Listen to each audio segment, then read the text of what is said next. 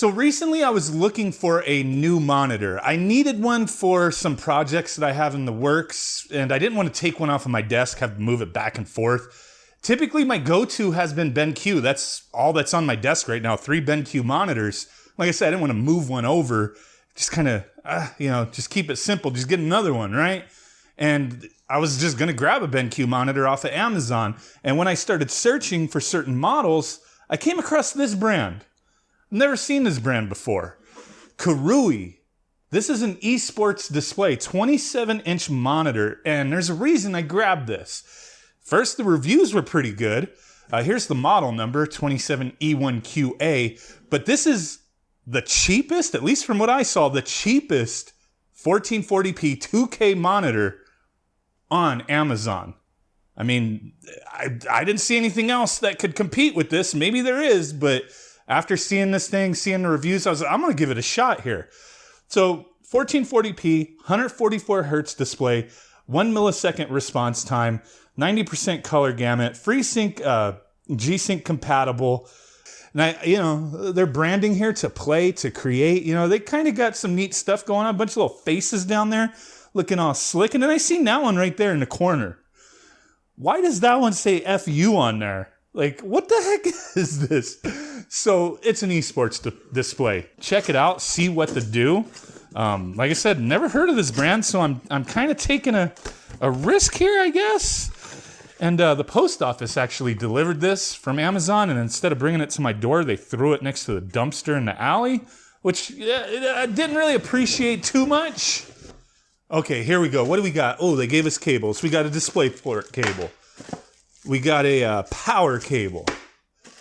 We got some screws and some standoffs, probably for VESA mounting, I would imagine. And we got tape. We got feet. Man, I cannot find a screwdriver. I'm gonna have to use this. 6 damn screws for this base. Holy crap. Okay, now let's connect it. Get this thing powered on. Or first, you know what?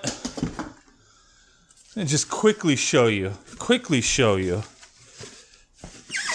We got audio underneath, a little audio port. HDMI, I believe one is like 1.4 and the other is 2.0, and then a display port, probably 1.4. Then it looks like it's a bunch of buttons down there. I like the BenQ with just a little nub, a little nipple that you just kind of manipulate. Yeah. But hey, for the price of this monitor, plastic-wise, kind of looks a little cheap. But you know what? It's a color display unit. Can't complain. Because I thought this had height adjustment and like tilt, but it just has like that. Like no. Let me push it up and down.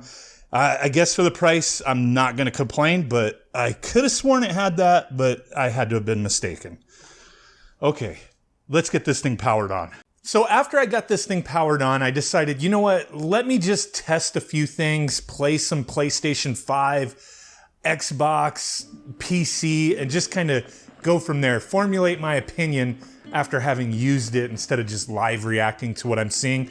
Because, yeah, immediate impressions, things look okay.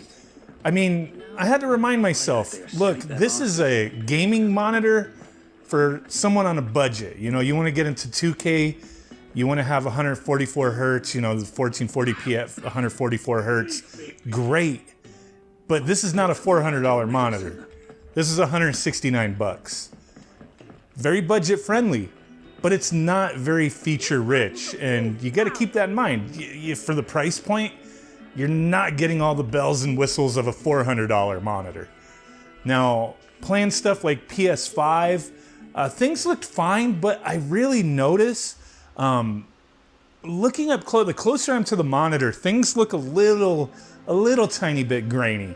Not crazy bad, but comparing to other monitors that I use every day, TVs that I use, displays, whatever, I don't notice that graininess. It's just kind of there, depending on what you're looking at. Colors on the screen, what kind of movement.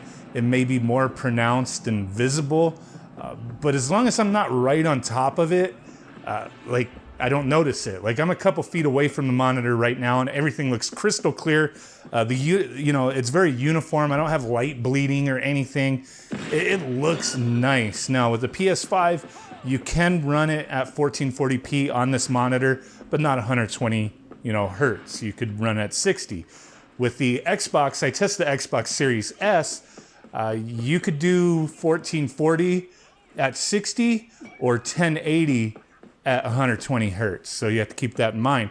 PC, you got the max there, right? You can go 1440 at 144 hertz, no problem. So let's move on to the feature options that we have with the menu on-screen display. Now, it's not going to be crazy in-depth with all the choices that you have, but it does cover the basics and then some of the features that it's advertised to have, like FreeSync, overdrive, that kind of stuff. But as far as your visual options go, you do have several presets. Not a ton of options there to tweak, but just the basics and the user experience with the on-screen display menu is not the greatest. Just kind of doesn't make sense to me the way they have it set up. But it's not so convoluted that it becomes difficult to navigate. So I guess that's a plus. But another feature that it's said to have is HDR. And I noticed turning it on, turning it off, whatever. I've done it both ways. Using it in this monitor with my PC or PS5 or Xbox, HDR is not recognized on anything. So it's just some kind of implementation they came up with that just changes video settings, I guess. And I've been seeing that with some monitors out there where they don't really have HDR. It's just some kind of integration that they came up with. And that's what we have here. So it's not going to work the way you would expect it to. The other thing we have is we do have this crosshair thing. Let me see if I could turn it on. Oh, there we go. So there's a little crosshair in the center of the screen. You can go into the menu and select it, or just press the E button, then the left and right, and you can select the color and the shape, and that's pretty much it. You can't change size or anything. The one thing I have to look at with this monitor, I was trying to keep it, as a budget purchase. I'm trying to save money. I'm trying to, watch my spending type of thing. And I needed a monitor for certain stuff that I need to do. And sometimes it's like, man, you buy something because you want to save money, but then you regret it. And you're like, I should have just waited and bought the more expensive one, right? And that could happen with you if you buy this monitor. I don't know. But I think if you can get past some of the shortcomings here and understand it's a $169 monitor versus a $400 monitor, you may be fine with it. Visually, it looks good. Overall, it's not bad. If you want 1440p, 144 hertz, this may be an option for you. It gets the job done, right? And if you're a gamer on a budget and you want a monitor like this and you don't want to break the bank, check it out. But just realize it's not going to have all the features in the same quality as something more expensive. Appreciate you guys. Let me know what you think. Bye.